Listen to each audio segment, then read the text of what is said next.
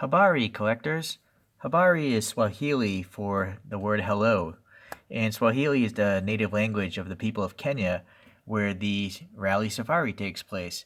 And the reason why I bring up the Rally Safari is we're going to unbox this little car here, the Vivio, that ran in the 1993 Safari Rally. Okay, and if you might recognize, it says C. McRae. Colin McRae is quite a well-known rally driver. Let's take a look here. Yeah, alright, there's an antenna supposedly on the bottom of this. Bought this off eBay. I don't think it comes with this bubble wrap from the factory. I think the eBay seller just wanted to play it safe and added that additional protection. Okay, so, boy. So CMs originally, they have some good packaging. Unfortunately, this company is no longer in business. I looked at the box here, and it did have a website here, cmscorp.jp, but that just is a dead-end website. So, sadly, this company is gone. And I also realized now here, it says 2007 is the Michelin license. So, and then also the price is around $7. 735 yen is like $7 US. So, gives you guys an idea of what you can get for your money way back then. I feel like seems like the most recent diecast cars, they're to get a decent one, you guys spend over like $20, which just seems kind of crazy, right? Although Hot Wheels, Hot Wheels are $1, and a lot of those are really quite fantastic. So I don't know, some brands just gotta get their act together. Well, anyways, here's the base plate here. So Vivio 1993 Safari Colin McRae. There's actually a reason why it's called the Vivio. The reason why is first, this car is a K car, which is a special size regulation in Japan where it can have a 660cc engine and only be of a certain dimension. So this is actually a pretty small car in real life. But when you take 660 and you change it to Roman numerals, VI is 6. So VI 6, VI 6, and 0 is 0. So that's why it's called the Vivio, because it's really 660 in Roman numerals. Okay.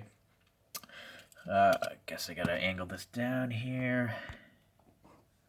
Okay, so yes, it is a minuscule car.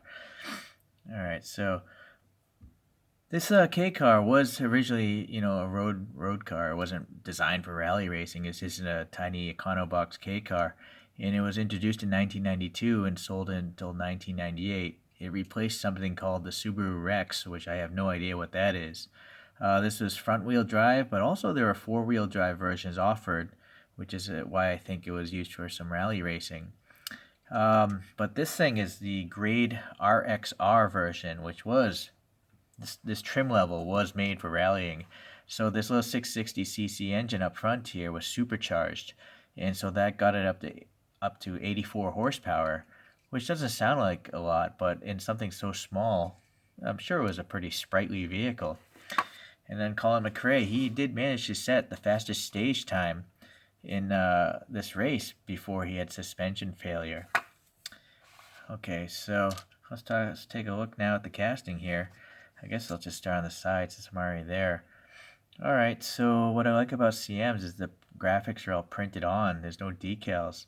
Even on the window it's not a decal, so that's great. And this is actually a better roll cage. A lot of the CM's roll cages are super goofy looking. Like they have super big tubes and they're hanging way too low. But this one is actually pretty good. It's higher than the seat, so it's actually quite believable.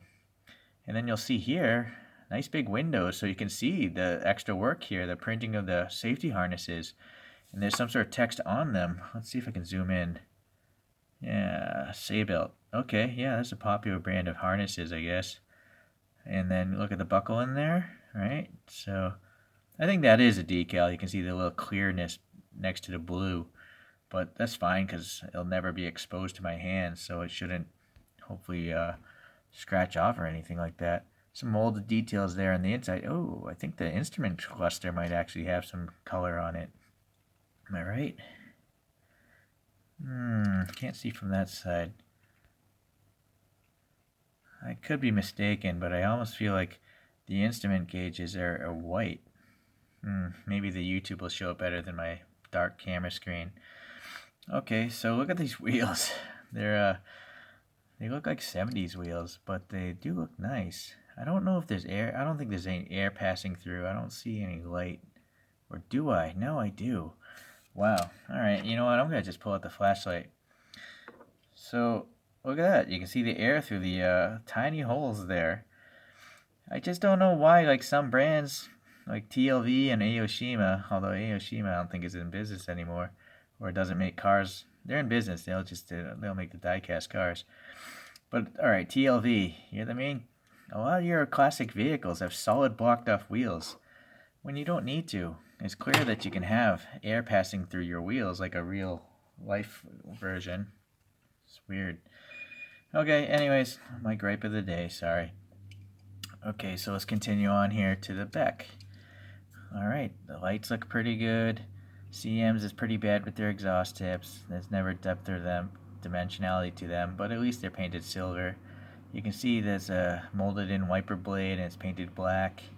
You can see some of that roll cage, the cross brace. Okay.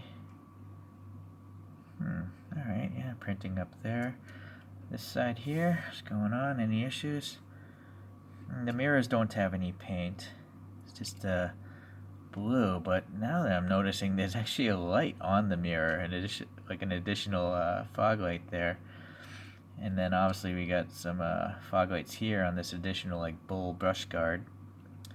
You know, because Kenya, there's probably a bunch of wildebeest and other large animals running around, so they gotta have a brush guard. Okay, so yeah, you got the lenses here in the headlight, and they look pretty realistic. You can see a round part, and then something else here. So I don't know if that's just it might just be the plastic molding, but it looks good. Now these turn signals, they are just paint, but they're pretty well laid up. So I'm okay, looks good. Unfortunately, the vent here, this is a supercharger vent here, but I imagine the intercooler is here, but no black or anything indicating that there's an opening there. Oh well, can't do much about it. And then looks like we might have some molded in windshield wipers. No, maybe not. I don't know. It is molding. I just don't know if they're painted black. I think they may have skipped the paint on that, or it's missing like an arm. Strange. But again, you can see those seat belts. A lot of distortion in this glass, though. It's not a particularly smooth surface on the inside. It's like a waviness to it. Alright, so for those that are curious, CM's bottoms are pretty boring. No branding, nothing, no text. Okay. Wheels look proportional to something this small. They're pretty narrow. A little bit of tread going on. Seems like it could roll quite well. Little fenders here.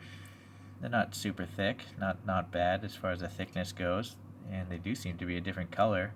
They actually are different pieces, it seems. Or maybe it's part of this bottom black molding, but it's good execution. Okay, so yeah, I think all in all, I'm quite happy to have this. I have a history of some videos before this about K cars, and I kind of like them. I like their diminutive size. They're just goofy looking. I mean, look how small these wheels are, and then how tall the glass is. It's almost like a clown car. So to compare it, I have another video in my history for this car. This is the car that actually won the WRC championship in 1993. So this is the same year, but Toyota purpose-built a race car, and this was quite successful for Toyota. But you can kind of see the size difference here, right, between a regular car and then a K car, which is almost like a golf cart as far as its dimensions go. And the reason why this exists is because it's in Tokyo. You know, you want a small vehicle. There's a lot of narrow streets there, and it's hard to even purchase a car without even proving that you have somewhere to park it.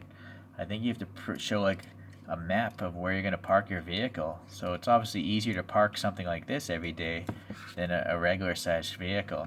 There's also a lot of tax benefits, I guess, to such a small car as well, in Japan at least. Okay. All right, well, yeah, that's a little bit of a history on a real small part of Subaru's history. I honestly never even knew this car existed. If it wasn't for this hobby, I would have never known about this vehicle. So, thank you, 1/64 scale. Okay, and I'll catch you guys around. See you on the rebound.